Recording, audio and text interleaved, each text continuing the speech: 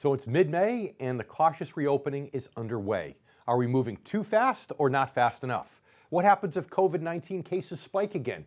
And how might that impact you? On today's show, we've got just the man to answer those questions. It's that time again, time to tune out the hype and focus on the facts. Facts that matter to you, the income generation.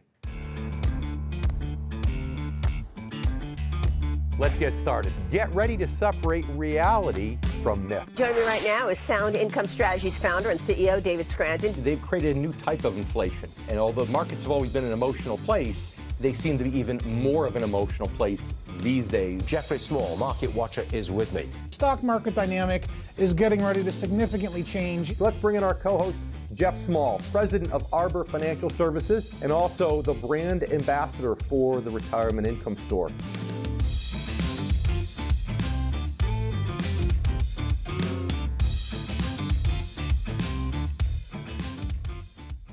Over the last few weeks, stay-at-home orders around the country have been gradually lifted in some states, but extended in others.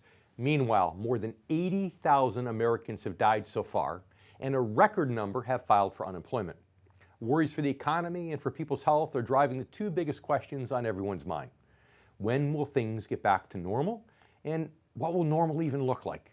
Even now, definitive answers to any questions about the coronavirus crisis are few and far between. Nevertheless, an effort to reopen portions of the economy is underway across the country and moving more aggressively in some states than others. On today's show, we'll hear from a man who's been on the front lines of the coronavirus battle from the very beginning. Secretary of Housing and Urban Development, Dr. Ben Carson, who's also a member of the White House Coronavirus Response Task Force. Dr. Carson will share his thoughts and insights on this reopening effort and what it's going to take to get the U.S. economy back on track. We'll talk about some of the most recent positive developments in the crisis and some of the major challenges that might lie still ahead. Later in the show, I'll also share an update on the financial markets and what all of this may mean for your retirement. In addition to Dr. Carson, joining us, of course, will be my co-host, Jeff Small. But before we talk to Jeff, let's take a look at some of the positive developments that are fueling the reopening effort as we speak. As noted, reopening efforts are moving more aggressively in some states and regions than in others. The good news is that states are working from a unified playbook, a playbook provided by the Center for Disease and Control. The CDC's guideline for opening up America again is a three-phased approach based on the advice of public health officials. These steps are intended to help state and local officials through this process of reopening their economies, getting people back to work, but continuing to protect American lives. The guidelines cover the criteria that each state or region should satisfy before starting a phased reopening. It also includes what states should do to meet the challenges ahead and the responsibilities of individuals and employers in each phase of reopening. Those challenges are still significant, especially when you consider that many states are still struggling to provide COVID-19 testing at a level that many health specialists believe is actually necessary. But fortunately, there's some good news on that front. Recently, the FDA granted emergency authorization for the first at-home saliva collection kit to test for coronavirus. These kits have the potential to widen the audience for virus screening and also the potential to reduce the risk of spreading the infection to healthcare workers. Now, in addition to that, the implementation of social distancing, mask wearing, and other measures across the country has clearly showed the spread of the virus over the last 2 weeks to have slowed down. So much that it's allowed cities like Seattle and other areas that were once hotbeds of infection to reverse course. New York Governor Andrew Cuomo recently announced that the percentage of healthcare workers in his state that actually tested positive for COVID-19 was no longer higher than the general public, which, as he called it, to be amazingly good news. But still, the reopening process won't be easy, which is why President Trump has announced that the White House Coronavirus Task Force would shift its focus to this reopening effort. As a member of that task force from the start, Dr. Ben Carson has some valuable insights on the road ahead. Here's what he says may be the biggest issue facing the country. Perhaps the biggest is that people will think that everything is okay and forget about some of the social distancing, the hand washing, the careful personal hygiene that has been largely responsible for tamping down, the ferocity of this epidemic. And this is where we want to bring in co-host Jeff Small, president of Arbor Financial Services, a retirement income store located in Melbourne, Florida, and also brand ambassador for our very own retirement income store, and Amazon best-selling author of the book, Turning Financial Planning Right Side Up. So Jeff, what are your thoughts on this today before we get Ben Carson on? Do you think we're reopening too early, too late? Do you think we'll have another major second wave of infections? Talk to us. Well, thank God we're reopening. 40 states are starting to reopen, and both political parties are in unison on that we got to get our economy back to move again. But nobody really knows what's going to happen, if it's going to reaccelerate the viruses and the rate of infection that's out there with the coronavirus, which will cause another second wave potentially. Nobody really knows. I mean, Dr. Fauci has literally changed his perspective almost weekly since January on the virus and what the course of action should be, Dave. Yeah. And I can't see how it can't spike again because, not everyone is going to social distance. Not everyone is going to stay home if they're sick. Not everyone is going to stay, keep wearing face masks. Some people won't, and it might be gradual at first, but eventually that takes over just like wildfire. It spreads. Think about it. You start a fire in a fire pit, like I did just last weekend. And, it starts slowly, it takes a while to get going, the kindling, but once it actually ignites, it's off and running. And again, you and I aren't doctors. Dr. Ben Carson, he is, so obviously his input's coming up in just a minute, it's going to be wonderful. But I've got to think that it has to reignite somehow, some way.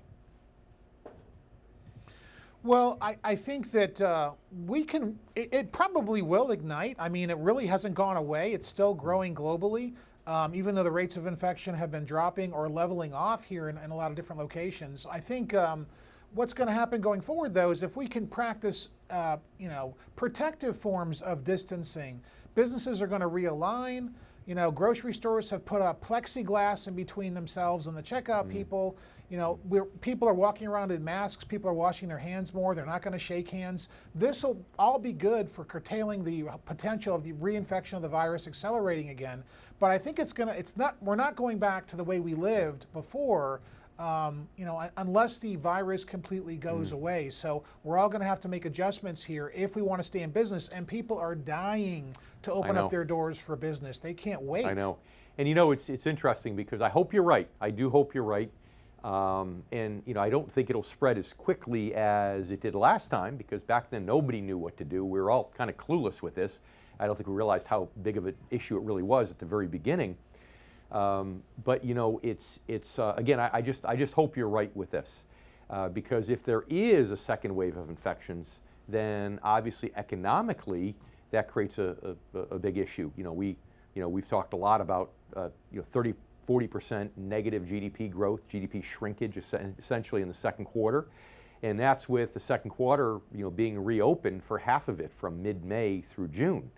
So that's huge. So obviously if we need to shut down again even for 6 weeks, we're back in the muck economically. So that's the struggle. The struggle is, what do you do? I mean, it's human life versus the economy, which is why, I have to tell you, I don't know about you, but not that anybody would ever vote for either of us anyway if we did run for president, but I'm glad I'm not sitting in the president's seat right now having to make that decision, to be quite honest.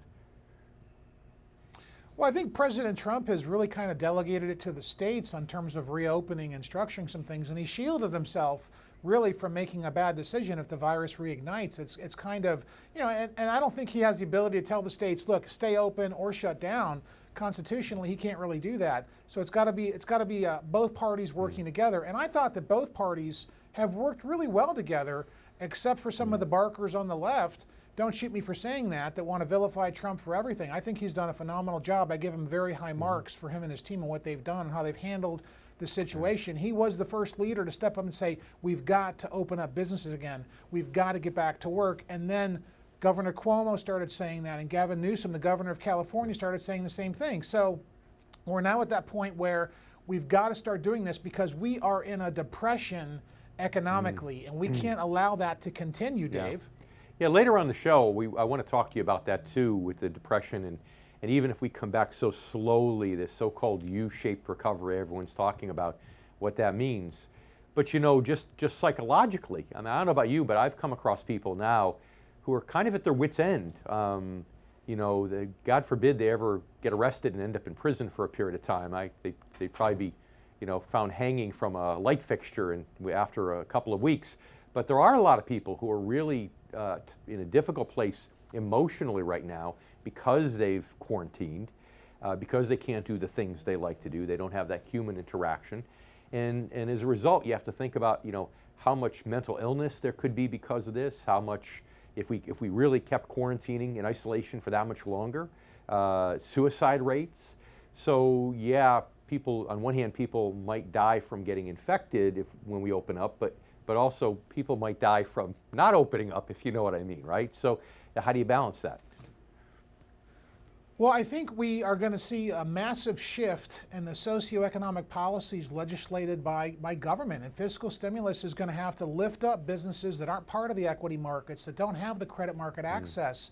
The small businesses, the heartbeat of our economy, is at stake here, and the Fed is going to have to do something combined with the Congress fiscally to lift up people who are squashed in between, and that's primarily small businesses. If we don't take care of them, the heartbeat of our economy goes away, yeah. Dave. And I guess the answer is if people are responsible. The answer to my question, I guess, is if people are responsible, they can still self-quarantine. They don't have to go out. They don't have to do these things you know, if they're concerned about it.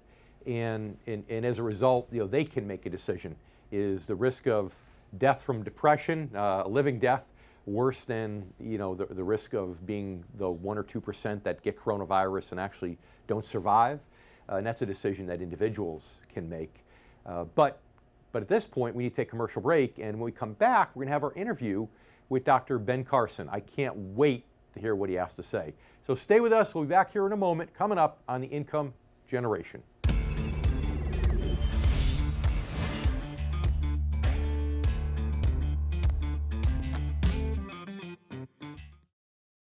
For behind-the-scenes photos, retirement planning tips, and upcoming giveaways, follow the Income Generation Show on Facebook.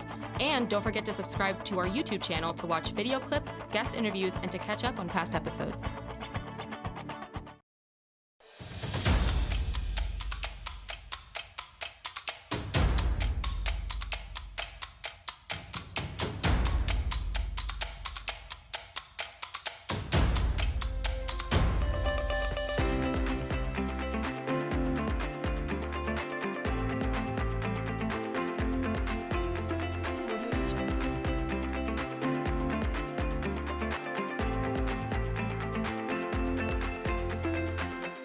A popular investment misconception is that growth and return mean the same thing. The reality is that growth is just one half of the equation. Income is the other. So total return is actually income plus growth. Growth usually coming from unpredictable stock market investing. Income comes from interest and dividends, which can be much more predictable. At the Retirement Income Store, we create customized, actively managed portfolios that make sure your total return equals income plus growth. The Retirement Income Store, where retirees go for income.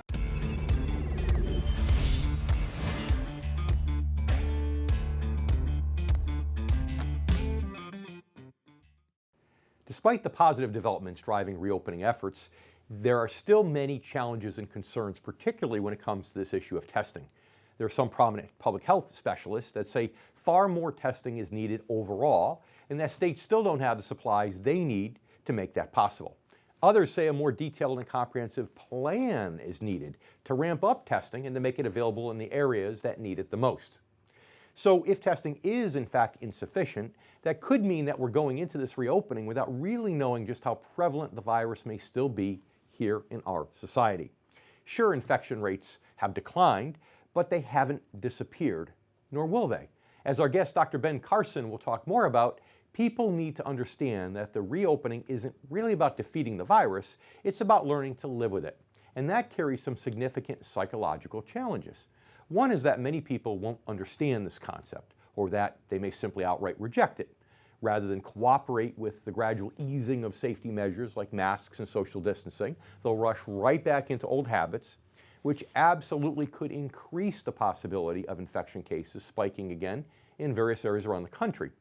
We've already seen evidence of this danger in the reopen rallies that have taken place in many states, where some protesters have called for an immediate end to existing safety guidelines.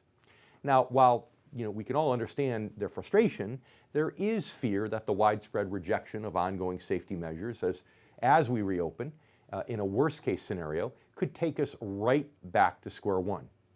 The other psychological danger is that people will fear the idea of living with the virus so much that they'll continue social distancing on their own. They'll cancel vacations, they'll stop going to stores, restaurants, and events, or at least dramatically cut down on those kinds of activities. That could be as great an obstacle to our economic recovery as a resurgence of the COVID-19 virus itself. Now let's bring in our very special guest, Secretary of Housing and Urban Development, Dr. Ben Carson. Before he was sworn as Secretary, Dr. Carson spent nearly 30 years as Director of Pediatric Neurosurgery at Johns Hopkins Children's Center. Dr. Carson has also received dozens of honors and awards for his achievements, including the Presidential Medal of Freedom, the nation's highest civilian honor. Dr. Carson, thanks so much for being here with us today on the Income Generation. Thanks for having me. It's a pleasure. So, okay, I don't even know where to start here. I guess, first of all, what are some of the biggest challenges that you're seeing right now with the reopening? I mean, there's things like sports centers, major events, transportation. How do you think the best way is going to be to handle some of these things that could potentially bring on a second wave of infections if we go back too soon?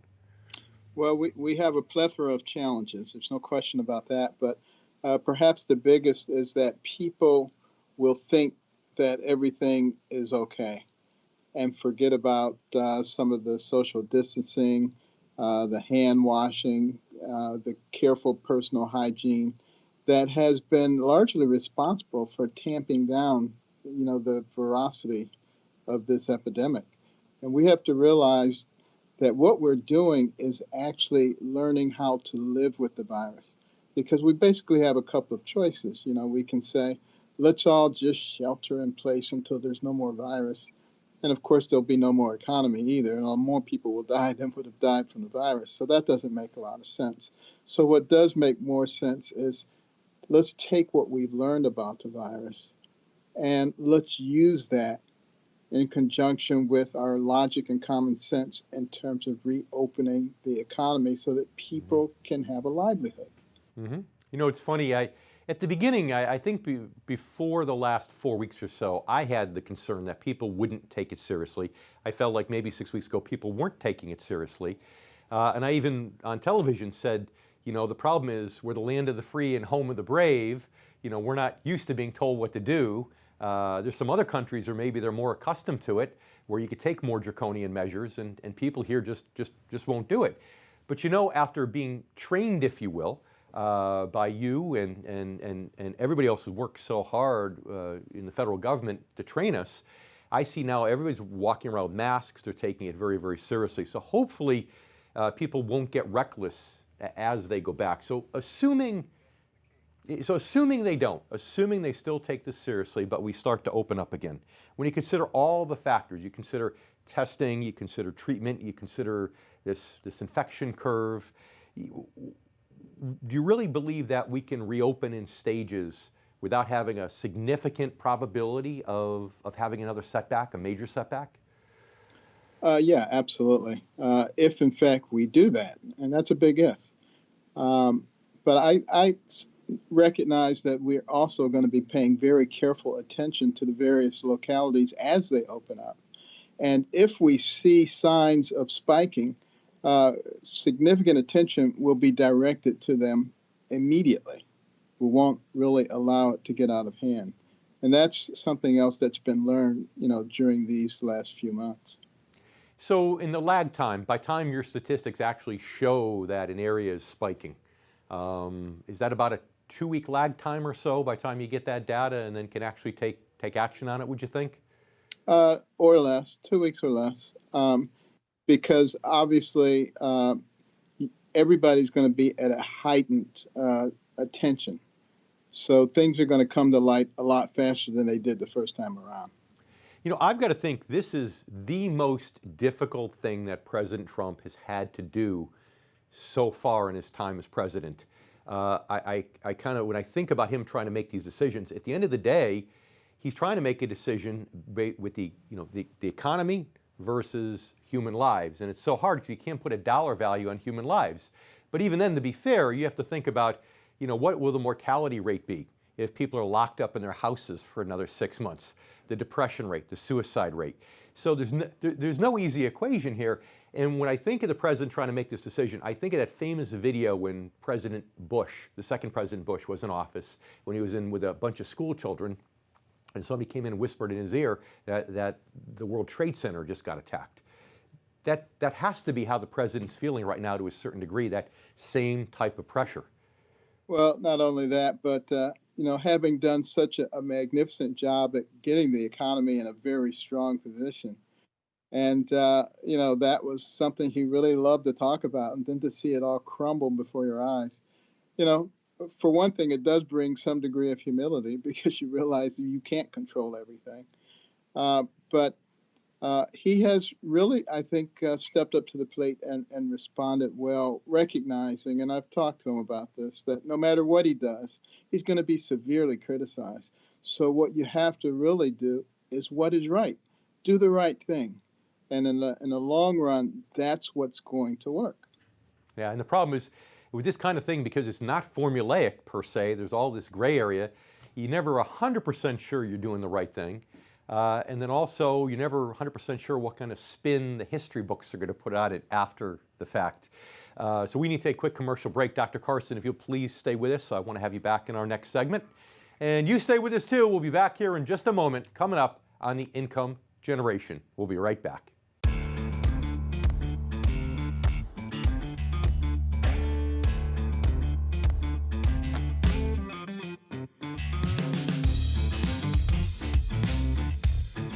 David J. Scranton's Amazon best-selling book, The Retirement Income Story, is revolutionizing the way baby boomers and their advisors plan and save for retirement. In the book, David outlines what he believes is a much better and safer method for planning and saving for retirement, one that doesn't involve taking on more stock market risk. In fact, most will be able to significantly reduce and possibly eliminate stock market risk while establishing renewable streams of income they can count on well into retirement. The simple truth is that if you are retired or within 10 years of retirement, you simply cannot afford to be frozen by fear or complacency during this difficult time. Call 1-888-888-4176 to receive a complimentary retirement income kit, which includes a 15-minute call with an income specialist from the Retirement Income Store, as well as a free copy of David's Amazon bestseller, The Retirement Income Story. Call 1-888-888-4176 to receive a complimentary retirement income kit.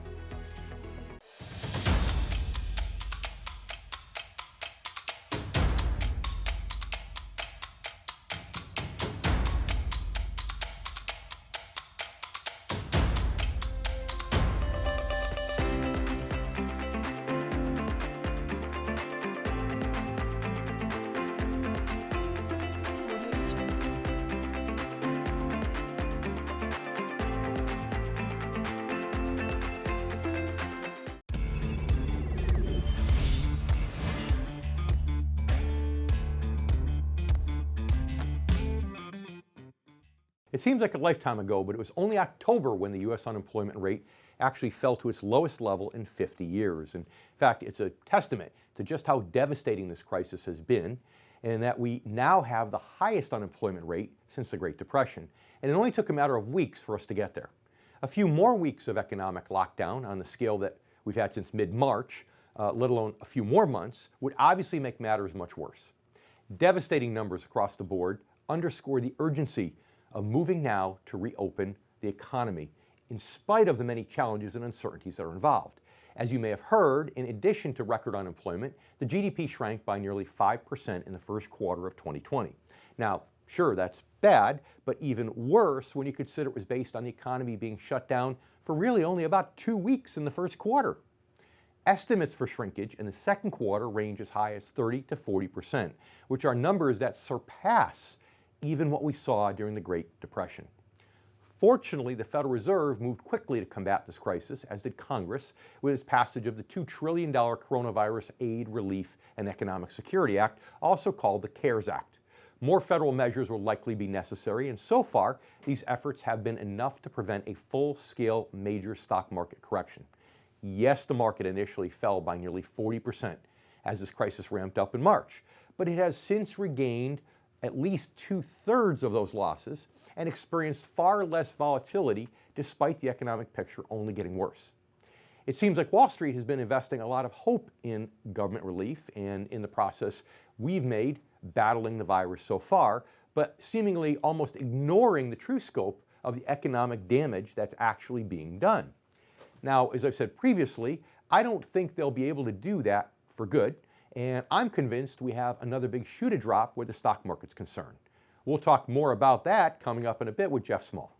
Now it's time to bring back Secretary of Housing and Urban Development, Dr. Ben Carson. Dr. Carson, thanks so much for sticking around.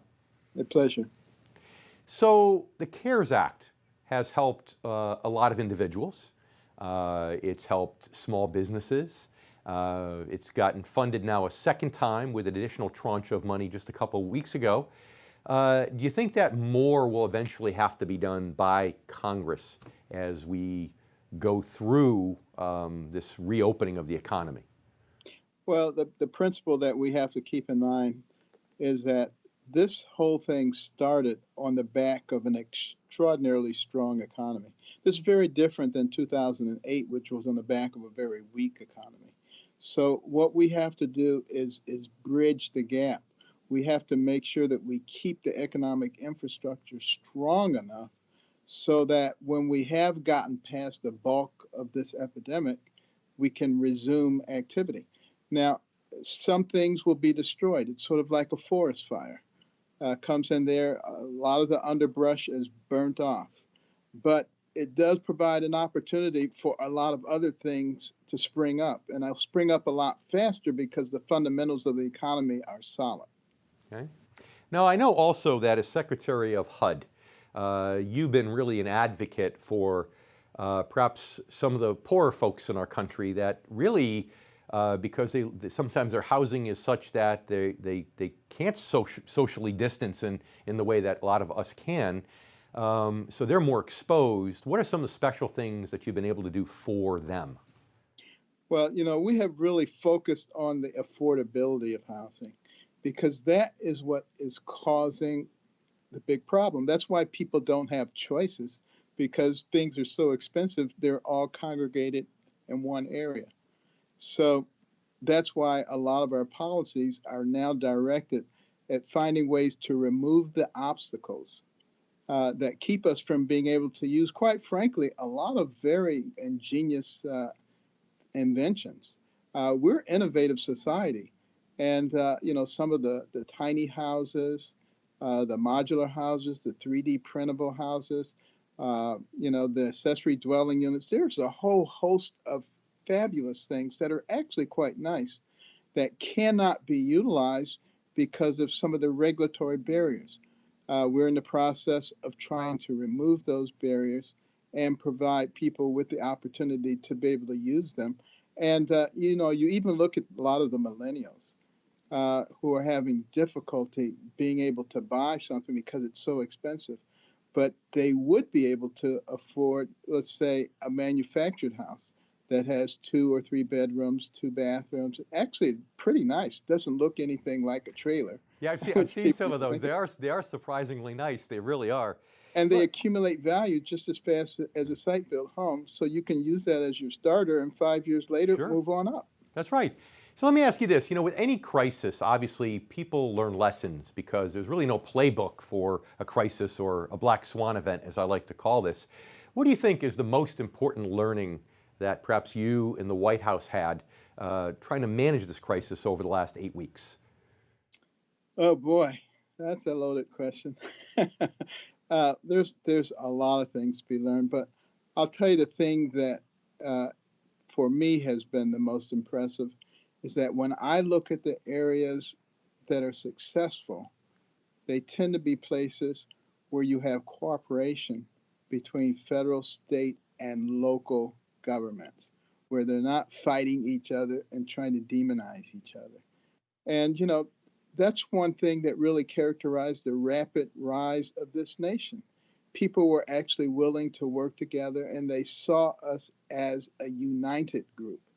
And now we've seen so much splintering and so much hatred, and people who are vying for power, and they don't care what happens around them. And those are things that the American people are the only ones who can solve. They're going to have to start thinking for themselves and not allowing themselves to be manipulated. Even in times of crisis, the fact that, as Rodney King had famously said, can't we all just get along? Well, it seems like we can't get along even in times of a crisis. So, okay, I think I have it. The biggest risk is that maybe people go back to their normal lives and they no longer take this as seriously. They stop social distancing. They stop wearing masks. The good news is the government is poised, the White House is poised to act quickly in whatever measures they need to take if we do see a second wave of infections. That's all great. 30 seconds, final question. 4 years ago right now, there was as good of a possibility that you were sitting in the White House as President Trump. 30 seconds, tell us, if you were sitting in the White House in his spot, is there any one thing you would have done just a little differently over the last 2 months? He always says to me, Ben, aren't you glad you didn't win? And I have to admit the answer to that is yes, because I'm not sure that I would have the patience to push back the way that he does. And you can't just allow these people to run roughshod of you. I think he's the right person to be there at the right time. It's funny, you're kind of like me, you're a little too polite. And the great thing about the president is he's not afraid to say what's on his mind, and that's why the voters love him. So, Dr. Carson, thanks so much for your time today. I really appreciate it.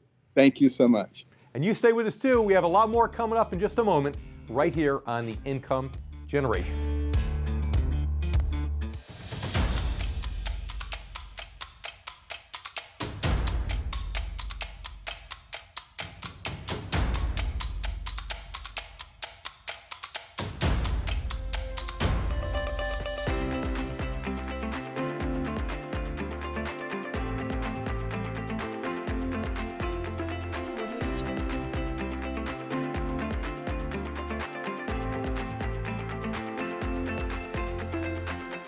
David J. Scranton's Amazon best-selling book, The Retirement Income Story, is revolutionizing the way baby boomers and their advisors plan and save for retirement. In the book, David outlines what he believes is a much better and safer method for planning and saving for retirement, one that doesn't involve taking on more stock market risk.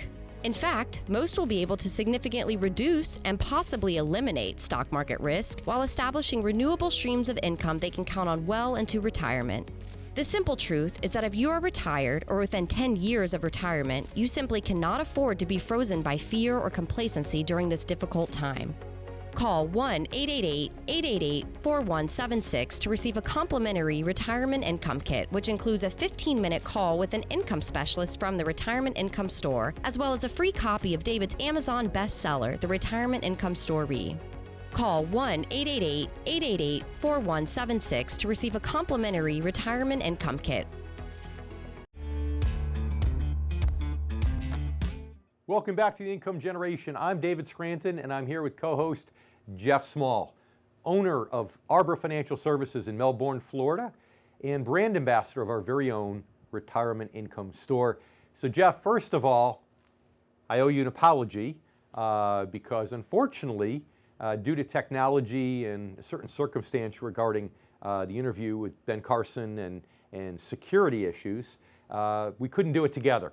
So I hope you're not feeling some sort of way about the fact that I had to do that interview alone. First, before we get going, I want to make sure that emotionally you're okay about that. Oh, Dave, I'm fine about that, but I understand why you wanted to do a solo. You don't want me to take over the interview. I get it. It's okay. It's top security, and we go through, we love Zoom. We go through Zoom a lot when doing these types of things. But of course, you've heard some of the things recently with security, and most of us are doing Zoom meetings talking about things we really don't care. But of course, if you're part of the president's group, as Ben Carson is, then you have to care about things like that. But you got to hear the actual interview. So tell me your thoughts. What are your thoughts about what Ben Carson had to say about concerns about, opening up versus going back to normal? Well, I think he was really honest, and to have a doctor in the cabinet, with a perspective, even though he was a neurosurgeon, with a perspective on the medical components of the virus and the economy, must be very interesting to have his input in those meetings. But even Dr. Carson agreed that we've got to open up to a certain degree, and with social distancing, we can try and mitigate and reduce the infection potential of the virus. And so I think his points were really, really good, and I think he's got a great perspective, and he was very honest about his points. Yeah. So, obviously, since we're a financial show, now let's shift. I mean, Dr. Carson said it all. I don't know what else we can say that he didn't say. My favorite part of the interview was when he talked about, President Trump saying, aren't you glad you didn't get the job? I thought that just showed so much humility and so much character. It was awesome.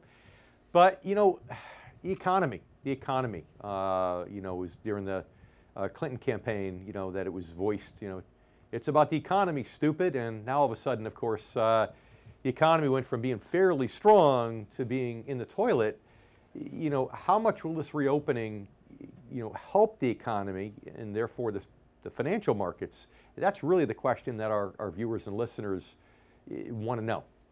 You're right, and I mean those are the things that everybody wants to know. So let's address it on two bases then. The economy is going to be dependent on the consumer to show up, and so as you look around in the states that are reopening, you're going to notice the restaurants are 3/4 empty. The stores are 3/4 empty. So the economy is completely codependent on the consumer showing up because people are very tentative about the virus and getting exposure to most. And they're not just tentative in business, but also in conducting their business, but tentative socially as well. The markets, though, are a separate issue, Dave. And what we see in the markets is the markets are rising by default and don't care about the economy. They're rising by default because interest rates are at zero and they're going to go negative, which means the credit lines these companies rely on are going to cost them next to nothing when they start issuing debt again, or they convert their old debt into new debt and pay much lower interest and next to nothing. And when rates go to negative, Dave, we're going to see the market love that even more because rates will go negative, but not till we see the economy show much worse data, which is coming down the pike here in 60 days or so. So I think that's part of the reason. You're right.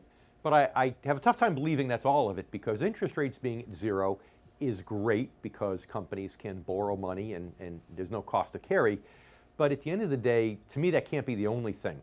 Because if the economy gets back halfway, let's say, or even 3/4, doesn't get back to where it is, that still I don't think that still justifies the market levels where they are today. To me, it almost seems like the stock market is pricing in that not only the Fed's going to go to negative interest rates, but just like the Fed is now buying corporate bonds, that the Fed might go out and start buying stocks to prop up the stock market.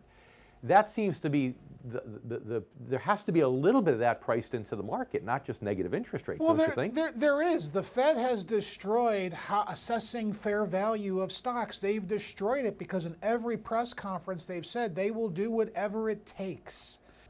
Yeah, so this is basically where, that I guess I have to break out that old adage that I came up with 10 years ago in my first book when I talked about stock market cheerleaders. When your team's winning, the cheerleaders are cheering. Your team's losing, what are the cheerleaders doing? They're still cheering, right? That's what cheerleaders do. And it almost is now like the big money players on Wall Street are doing that. They don't care if things are overvalued. They don't care if the stocks don't make economic sense. They're just buying because of all this relentless optimism about what the Fed might do and about negative interest rates. But the question is, do our viewers, do our listeners, does the average investor out there want to buy into something based upon that optimism without having anything fundamental to justify it? And Jeff, I can't wait to get your take on that, but we need to take a quick commercial break. So stay with us. We'll be back here in a moment, coming up right here on the Income Generation. We'll be right back.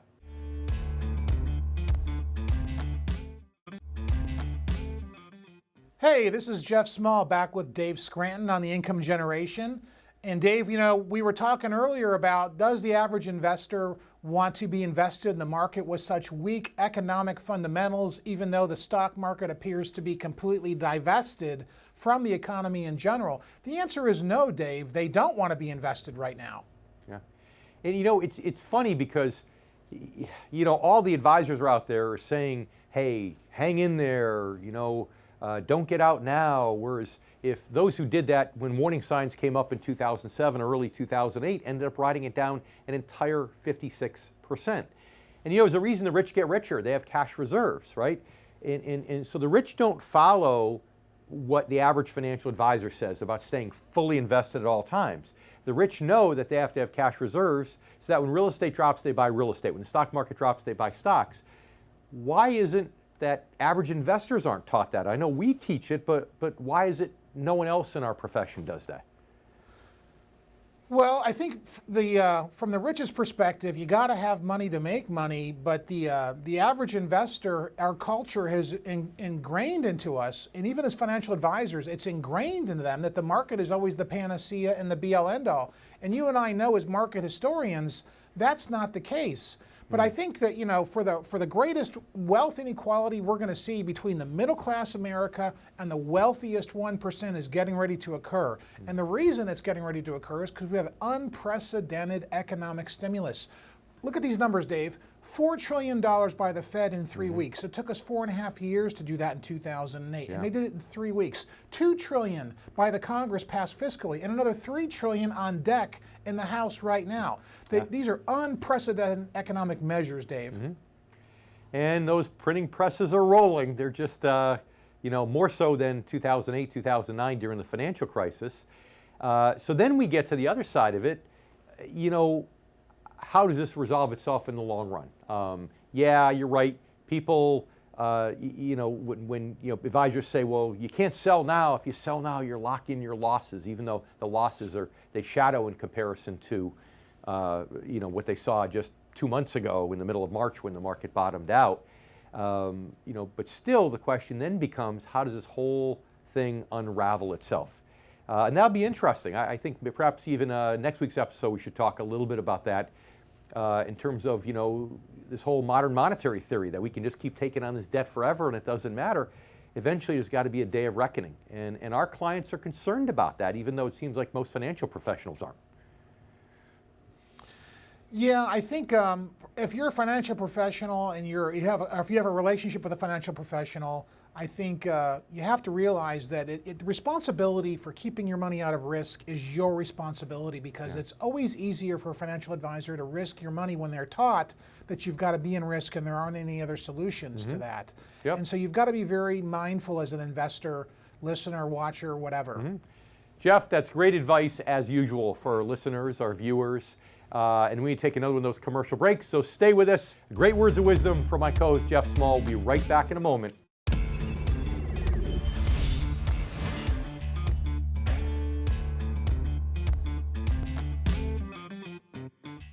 I'd like to thank Dr. Ben Carson for joining us today on The Income Generation, of course, as well as my co-host, Jeff Small. I'd also like to thank you, our new and returning viewers. As efforts to reopen the economy continue in the upcoming weeks, I want to encourage all of you to be patient, to stay safe, to continue following the advice of health specialists, and using plain old common sense. As you take precautions to help protect your own health, make sure you're also doing all you can to help protect your financial health. As we've discussed frequently in recent weeks, this crisis will impact the retirement plan of virtually every American, at least to some degree. That's why the relief package approved by Congress includes several provisions aimed specifically at retirement planning. So I urge you to discuss those provisions with the right financial advisor and to take action now to protect your money and to modernize your portfolio for the new corona economy. As you heard Dr. Ben Carson explain today, while this crisis is doing damage and creating challenges, it's also creating opportunities, just as a forest fire that destroys trees also clears the way for new growth. The right advisor can help you not only minimize the damage to your personal finances, they can also help you prepare to take advantage of these new opportunities. You'll soon realize that the two actually go hand in hand. Why? because advisors who specialize in actively managed strategies geared toward asset allocation, asset protection, and retirement income are often in a unique position to recognize and take advantage of new opportunities as they arise.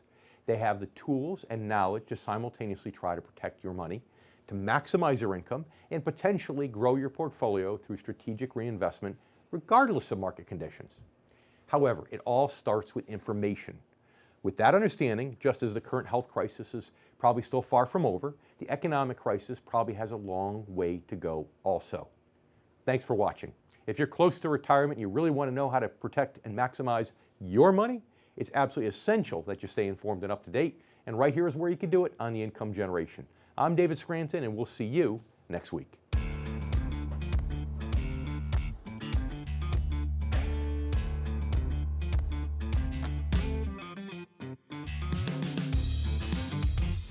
A popular investment misconception is that growth and return mean the same thing. The reality is that growth is just one half of the equation. Income is the other. So total return is actually income plus growth. Growth usually coming from unpredictable stock market investing. Income comes from interest and dividends, which can be much more predictable. At the Retirement Income Store, we create customized, actively managed portfolios that make sure your total return equals income plus growth. The Retirement Income Store, where retirees go for income.